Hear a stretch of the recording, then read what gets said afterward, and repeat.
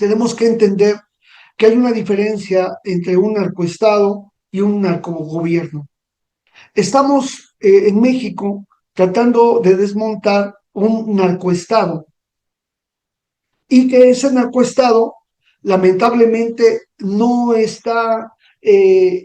arraigado en la soberanía de nuestro país, sino en la dependencia internacional de ese ente anglosionista y ese complejo militar industrial y ese poder mediático que induce a los pueblos a tomar decisiones aparentemente libres y soberanas en los procesos electorales que permiten entonces saquear los recursos de una nación como es nuestro país. Hay que mencionar entonces primero que el gobierno es una pequeña porción de ese Estado que se encarga de administrar la cosa pública.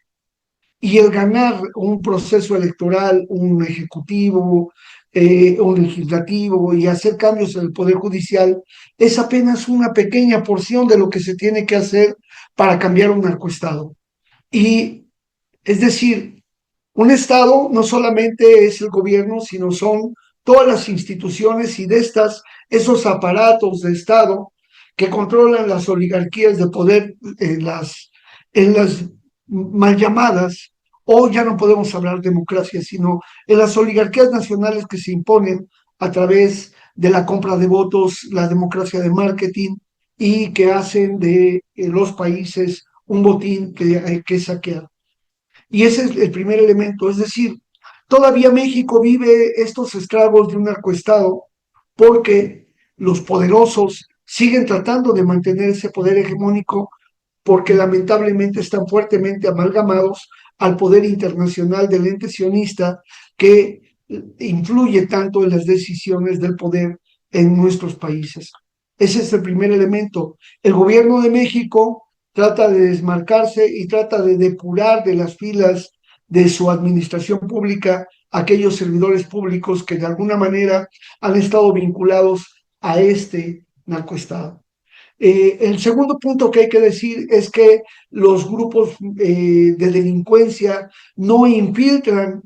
a las instituciones del Estado, sino que ese Estado viró a convertirse en un narcoestado, en un capitalismo zombie, en un capitalismo necrocapitalista, porque se alimenta del dolor, el sufrimiento y la expoliación de los pueblos sin importar el costo que significa para nuestra sociedad.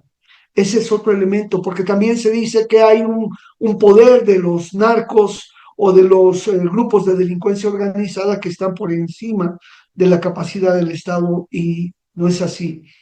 El tercer punto es que el grave problema que padece nuestro país es una influencia y una injerencia e intervención directa de los designios fundamentalmente de Washington y sus aliados en el mundo que han hecho grandes negocios para sacar la riqueza y expoliado los recursos de nuestra nación. Durante el periodo neoliberal, México tuvo ingresos muy importantes en su erario que sirvieron para alimentar una maquinaria de corrupción y de expoliación de la riqueza de nuestro país que se convirtió lamentablemente en la miseria y la decepción de nuestra población que afortunadamente llegó a cambiar el gobierno y que hoy este gobierno intenta hacer frente a ese poderoso instrumento que a través del uso de los aparatos de sus grupos mercenarios, paramilitares, organizados en la delincuencia, siguen atacando a nuestro país.